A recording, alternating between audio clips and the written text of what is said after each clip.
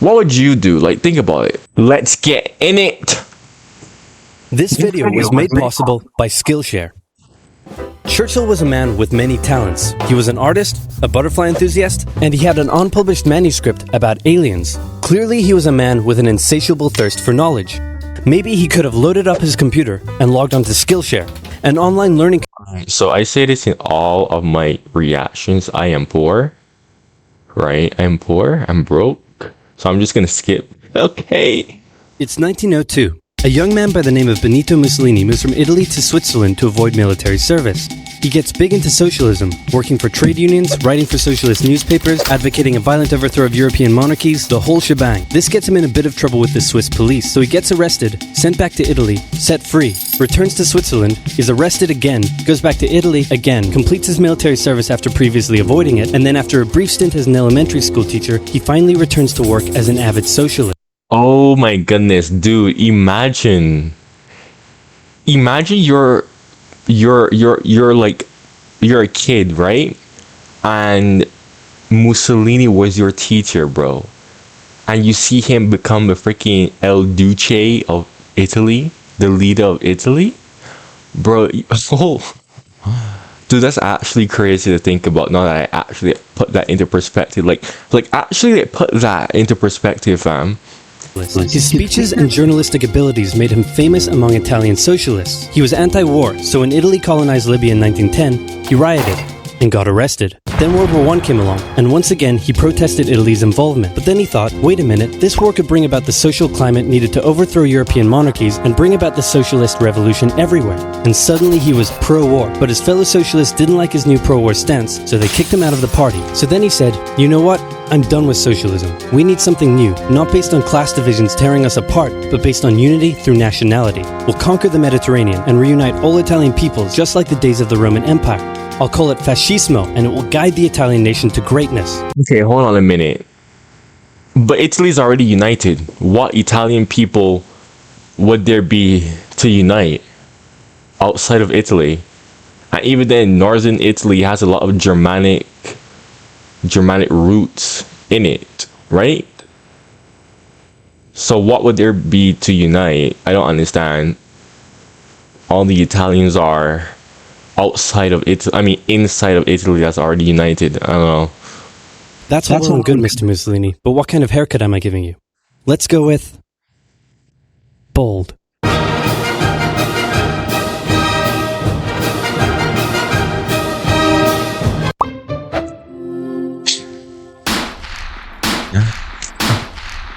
Freaking Giga Chad, bald Mussolini. Bro, I see a lot of guys, right? Like, I don't know if I'm gonna go bald. Who knows? I hope not. My father isn't bald and my mother isn't bald, so I don't think I'll go bald.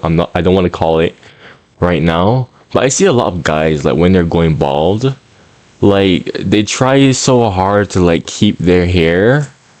And it's like, dude, just embrace it. Like, being bald isn't ugly, especially if you have a jawline. If you have a jawline, like, and you're like trying to stop yourself from going bald, bro, embrace that. Like, there's nothing wrong with being bald. Like, I mean, if you're a woman, no, I've seen some chicks without their hair, some very nice looking chicks that are like bald, you know, they don't have like their hair, so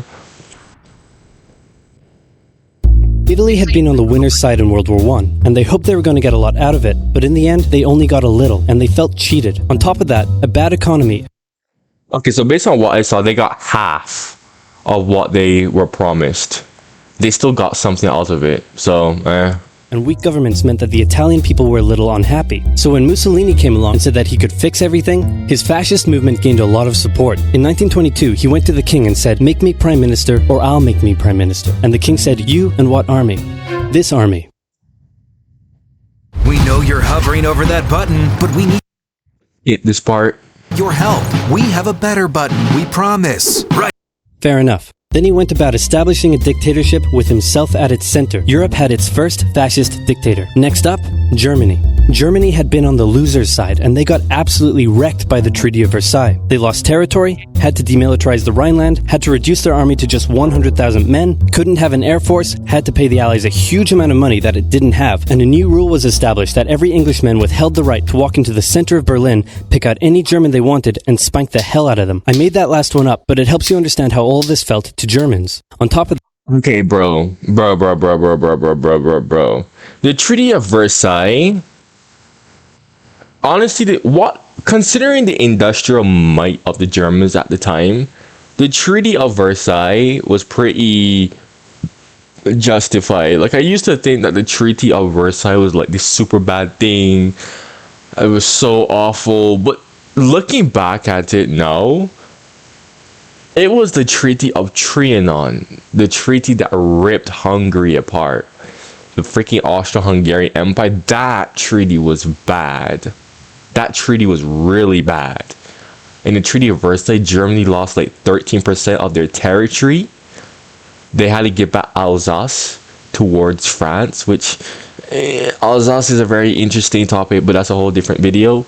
But Trianon, Hungary losing 70% of its territory, that was just uncool, bruh. Like, that was just so uncool. that, a bad economy and weak governments meant that when a small angry man with a silly mustache came along and said that he could fix everything, the German people loved it. Hitler had been a soldier during World War I, and he was crazy patriotic, and nobody was madder than him about Germany's humiliation. He helped start a new political party, and in 1923 attempted a march on Munich with his boys. And then he got arrested. But his popularity grew and grew, and in 1933, the president made him chancellor. He believed he was Germany's great destined savior, and he went full megalomaniac, establishing a dictatorship with himself at its center. Europe had fascist dictator number 2. Hitler and Mussolini had a lot of... That is complete BS.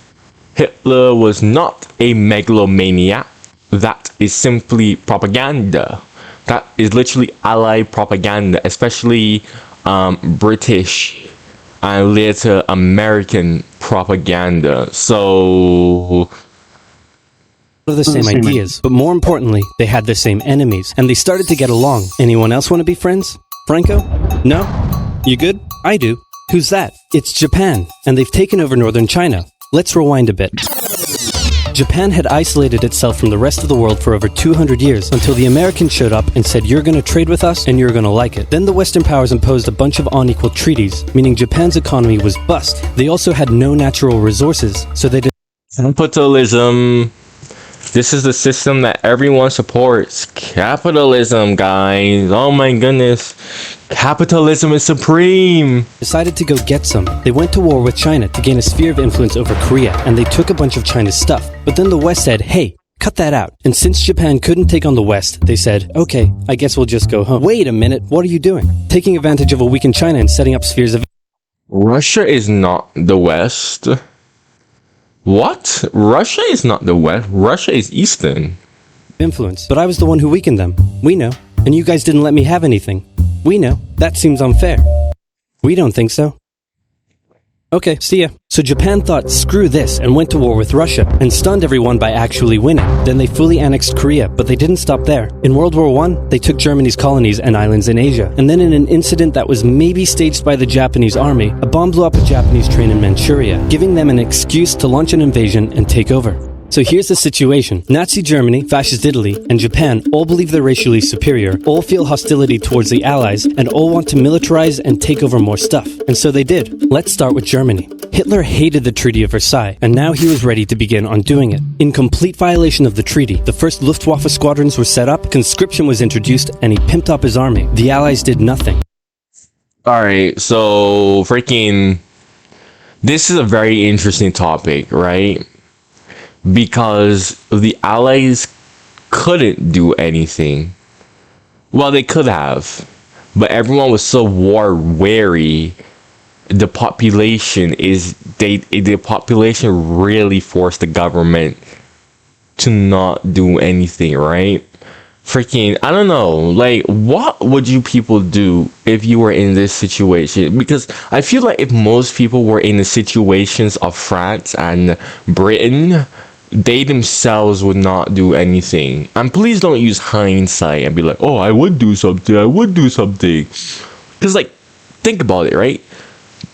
What is Germany, revamping its Air Force gonna do to you, right? At the time, this is like before, like, any war was, like, known to happen, right? Because a lot of people have the benefit of hindsight, but they don't think about it, like, without hindsight and, like, in the moment, So, what would you do? Like, think about it. Then Hitler sent his army back into the demilitarized Rhineland, giving orders to immediately retreat if the Allies showed up. The Allies did nothing. Yeah. See, Mustache Man was playing his cards right. So, because Germany back then, if the Allies had done something, Germany would not be able to do anything. Right? So it's very interesting to think about. But the Allies were like so, I don't know, just so war weary. It's interesting to think about. With his military re-strengthened, he could now move on to step 2. He wanted to rapidly increase the Aryan population, and to do so, he needed Lebensraum. Or in other words, he would have to take over the world. But for now, a good portion of... Okay. That's not true. He did. That's, again, Allied propaganda. He wanted to take out the Soviet Union. That's all he cared about. He only, like he was hell-bent on taking out the Soviet Union. Like, he really did not like Eastern Slavs, but not the world. Europe too, and he began eyeing up his neighbors. The Allies finally started to get worried, so they implemented a fairly useless diplomatic strategy called appeasement, and it went a little something like this. Hitler would say, I want that thing, and the Allies would say, you can't have that thing. Okay, you can have that thing, but no more. I want that thing. And repeat. Enlisted is the free brand new online World War II shooter. Oh my god, skip this part. Command a squad of soldiers and participate in legendary battle. In 1938, Hitler's army marched into Austria and just took it, with no resistance. Boom, this is Germany now. Next. Okay, the whole Austria thing, the Allies like to say that Austria was like the first victim of Germany in World War II, but honestly, I beg to differ. Like, the Austrians, and even before, Mustache Man came into power, post-World War I Austria was even nicknamed Leftover Austria, right? Because the Austrians themselves just thought that they would not be able to survive as a state. Like, they thought they were just too small to survive as a state, right? So there was always plans to unite Austria with Germany even before Mustache Man came. So I'd already say that was like a Mustache Man thing, like a Hitler thing, right? I think the Austrians just wanted to be a part of Germany regardless, right? He demanded to be given the Sudetenland, an area of Czechoslovakia with many ethnic Germans. The Allies held a meeting with Hitler in Munich and said, look, we're going to give you what... Hang on. This meeting is about my territory. Shouldn't I come to the meeting too? Anyway, we're going to give you what you want. Really? Yeah. Just like that? Yep. What's the catch? Just sign this piece of paper promising you won't invade the rest of Czechoslovakia.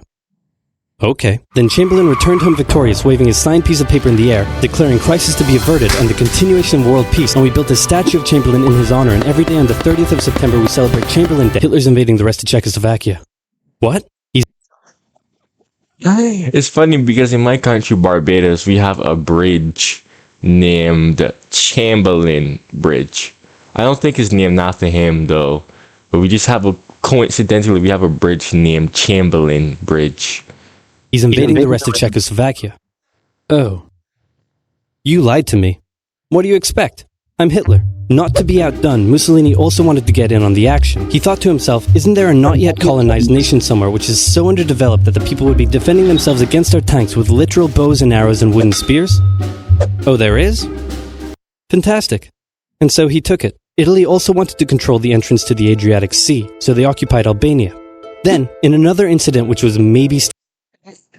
Ethiopians, though. The Ethiopians did have guns. At this point, they were a country, so they weren't even colonized. They were just occupied.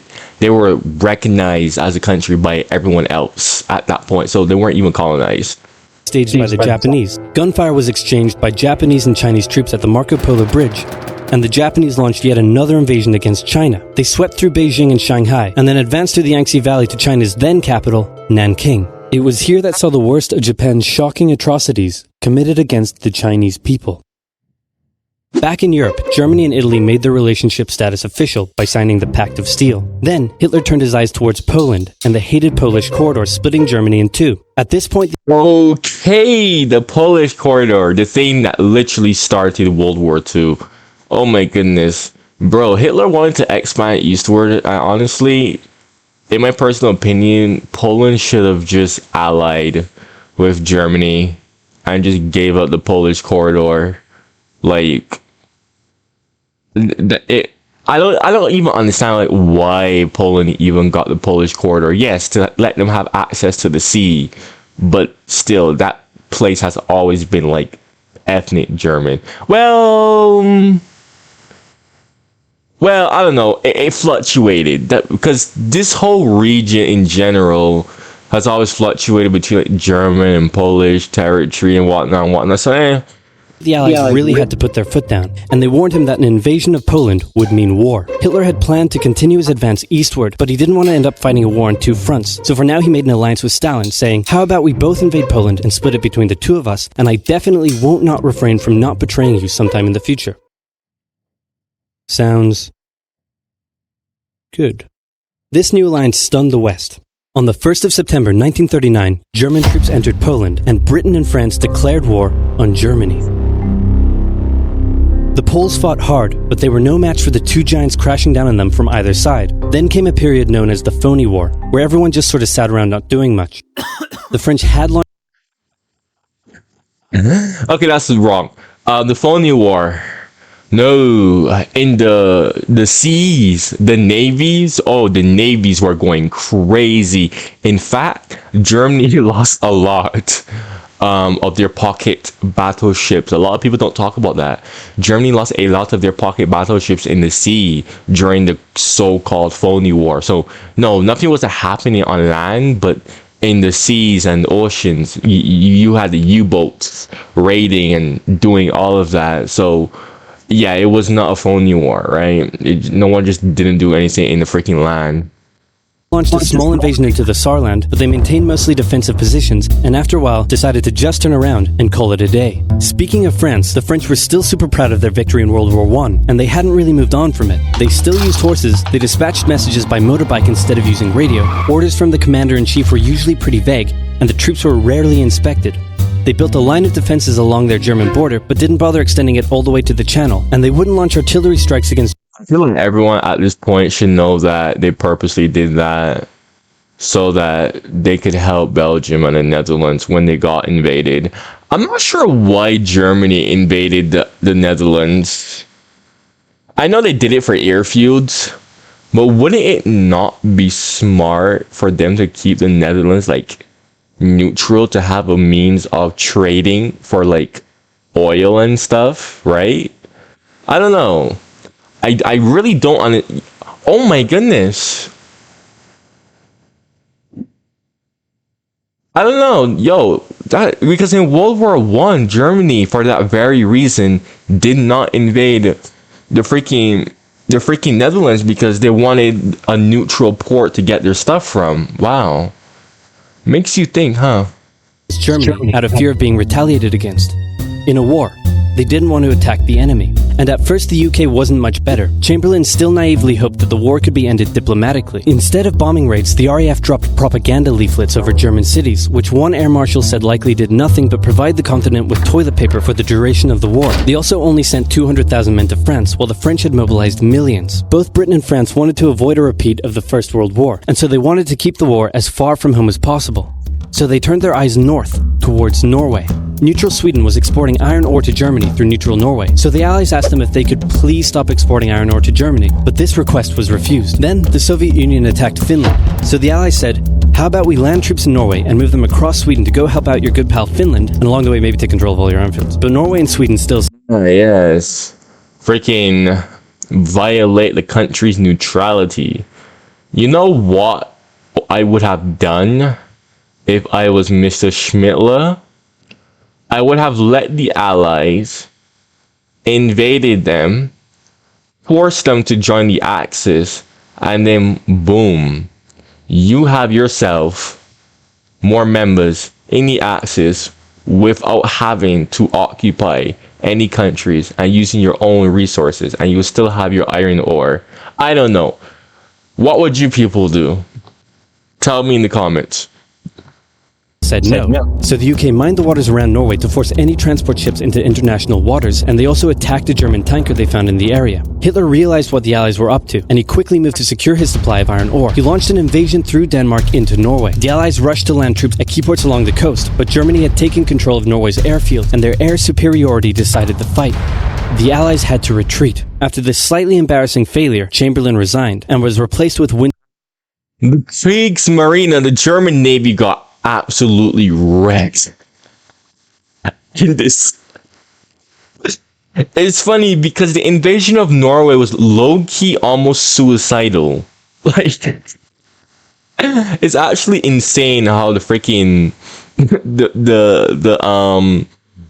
freaking German Navy even managed to pull that off. But they lost like to what, 25% of their whole naval strength after that. Winston Churchill, who had a slightly different approach to dealing with the Germans. Hitler's overall strategy was similar to Germany's First World War strategy. Attack France, defeat France, knocking out the UK in the process, then turn on the Soviet Union and win the war. During the phony war, the Allies had given Hitler time to prepare his forces. Now, he was ready to attack. The Allies had wanted to place troops in Belgium, but Belgium had refused, and in a move that surprised pretty much no one, Hitler launched an invasion to get around France's defenses. The Allies charged into Belgium at full speed to meet the German invasion head-on, and it looked like a repeat of the First World War was coming. But this time, Hitler had a trick up his sleeve. Blitzkrieg. As the Germans advanced, they sent thousands of refugees westward, slowing down the Allies. Then, to the south, the French had left the Ardennes, an area full of hills and forests, pretty underdefended because they thought it was naturally impenetrable. Well, the Germans were about to penetrate it with everything they had. They smashed 50 Wehrmacht divisions through and encircled the Allied armies at lightning speed. The best of the Allied forces were now trapped. The Germans squeezed in from all sides, taking out France's best armies and nearly wiping out the British too, but they managed to make a desperate last-minute escape at Dunkirk, with British civilian ships even making the perilous journey to bring their young men home. With most of the French forces depleted, the Germans breezed through, taking Paris, and France fell. What the Germans couldn't do in World War I, Hitler had done just like Bro, what the heck? I was gonna say something. This game, you're not that. Hitler hoped that with the fall of France, the UK would also lose hope and sue for peace. But quite annoyingly, it didn't, and he needed to secure the Western Front, so he tried to force them into submission with mind games. The UK were now all alone, and Hitler wanted to emphasize that. First of all, just before France fell, Italy finally declared war on the Allies, making the UK's situation even worse. Next, instead of just occupying all of France, Hitler occupied the coastal areas for defense, but allowed France to continue its existence as a German puppet state. This way, it looked like the UK's old ally had decided to switch sides. Hitler also hoped that the UK wouldn't attack any of her old allies' navy bases or colonies in Africa, giving Hitler an extra line of defense to the south. But the UK made sure to respond to this by sailing down to France's navy base in Algeria and wrecking a bunch of ships. So have at it. Hitler then began laying down plans for an invasion of Great Britain. Before German troops could land on British soil, he would first need air and naval superiority across the Channel. Waves of German bombers came, while the completely outnumbered RAF worked bravely around the clock in an attempt to... The Battle of Britain was such a blunder by the Germans. Oh my goodness, the Battle of Britain was such a blunder by the Germans. It's honestly shocking to me how they lost that. To quell the German attacks. At first, the Luftwaffe targeted British ports and coastal facilities. Then it attacked RAF bases, crippling the RAF's ability to defend the nation. And it looked like Hitler's Great British Invasion was coming. But then, Churchill ordered a small, pretty insignificant bombing raid over Berlin. It didn't do much damage, but Hitler was furious, and he immediately ordered the Luftwaffe to refocus its attacks on civilian targets in London. Children were sent off to the countryside, away from their parents to avoid danger, and frequent trips to air raid shelters became a daily occurrence. But British morale held firm. Smiling, knitting, lounging casually, these people have balls of steel. This refocusing on London also gave the RAF breathing space to reorganize, so Hitler kind of shot himself in the foot there. Just the foot for now. Finally, the Luftwaffe sent one massive all-out attack on London, and the RAF successfully repelled it, destroying many of the German aircraft and placing air superiority firmly in British hands. Hitler's invasion... I think the Battle of Britain wiped out 50% of the German Air Force at the time. I could be wrong, but it was very large, like how much the Germans freaking lost in this battle, fam. That's like how devastating it was, and they lost a lot of pilots that they couldn't replace. and had to be postponed, but the bombing of British cities continued for some time. All right, part 2. I'm not sure when I'm gonna react to that. Maybe sometime this week. But yo, man, check out these videos that are gonna be appearing on your screen right now. Tell me what you think of my thoughts in the comments. If you have any thoughts of your own, you know, if you like my reaction, make sure you subscribe. I hope you enjoy this video. Make sure to drop a like, and goodbye.